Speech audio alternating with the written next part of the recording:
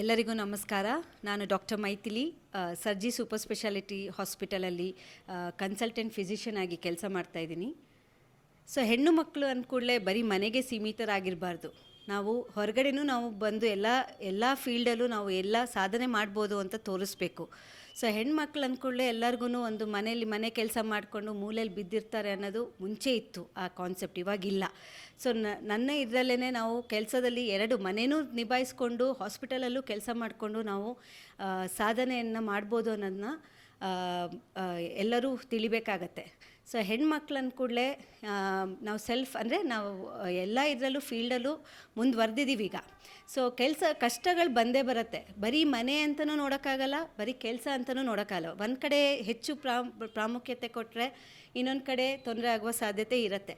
So ಅದನ್ನೆರಡನ್ನೂ balance ಮಾಡ್ಕೊಂಡು ಹೋಗೋದನ್ನ ನಾವು ಕಲಿಬೇಕಾಗತ್ತೆ. So ಹೀಗೆ ಕುಟುಂಬ ಮತ್ತು ಹಾಸ್ಪಿಟಲ್, ತಾವು ಡಾಕ್ಟರ್ ಆಗಿದ್ದೀರಾ, MD ಫಿಸಿಷಿಯನ್, ಹೇಗೆ ನಿಭಾಯಿಸ್ತೀರಾ ಅಂತ? ಈಗ ಹಾಸ್ಪಿಟಲ್ ಅಂದರೆ ತುಂಬ ಕಷ್ಟ ಬರುತ್ತೆ, ತುಂಬ ಪೇಷಂಟ್ಗಳು, ಹೇಗೆ ನಿಭಾಯಿಸ್ತೀರಾ? ಡಿಫ್ರೆಂಟ್ ಪೇಷಂಟ್ ಇರ್ತಾರೆ, ಹೇಗೆ ನಿಭಾಯಿಸ್ತೀರಾ?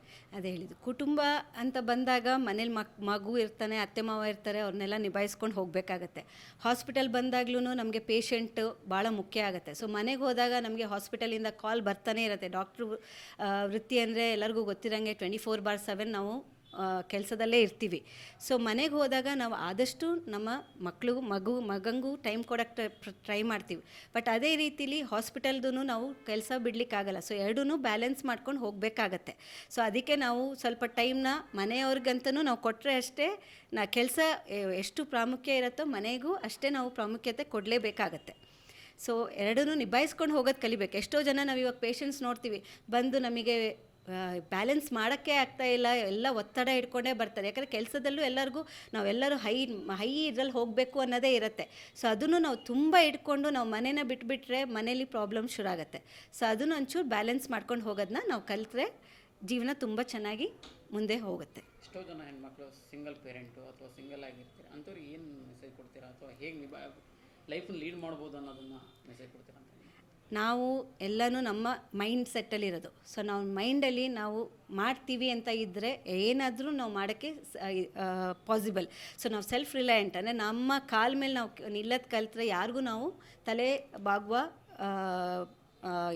ಸಂದರ್ಭ ಬರಲ್ಲ. ಸೊ ಹಾಗಾಗಿ ನಾವು ಬೇಸಿಕಲಿ ಅದನ್ನೇ ಹೇಳಿದ್ದು, ಎಲ್ಲನೂ ಬ್ಯಾಲೆನ್ಸ್ ಮಾಡ್ಕೊಂಡು ಹೋಗೋದು.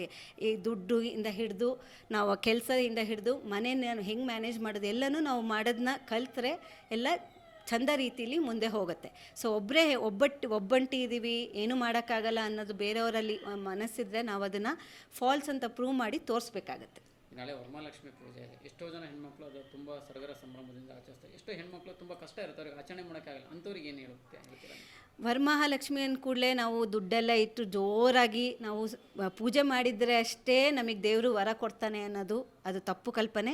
ನಮ್ಮ ಮನಸ್ಸು ಒಳ್ಳೆ ಶುದ್ಧವಾಗಿದ್ದು ನಾವು ದೇವರಲ್ಲಿ ಒಂದು ಕರೆಕ್ಟ್ ರೀತಿಯಲ್ಲಿ ನಮ್ಮ ಕೆಲಸಗಳನ್ನ ಮಾಡ್ಕೊಂಡು ಹೋದರೆ ಆಗ ದೇವಿ ಎಲ್ಲರಿಗೂ ಆಶೀರ್ವಾದ ಡೆಫಿನೆಟ್ಲಿ ಮಾಡ್ತಾರೆ ಅಂತ ಹೇಳ್ತಾ ಎಲ್ಲರಿಗೂ ವರಮಹಾಲಕ್ಷ್ಮಿದು ಹಾರೈಕೆ, ವರಮಹಾಲಕ್ಷ್ಮಿ ಶುಭಾಶಯಗಳನ್ನ ಹೇಳ್ತಾ ವಿಶಸ್ನ ತಿಳಿಸೋಕ್ಕೆ ಇಷ್ಟಪಡ್ತೀನಿ.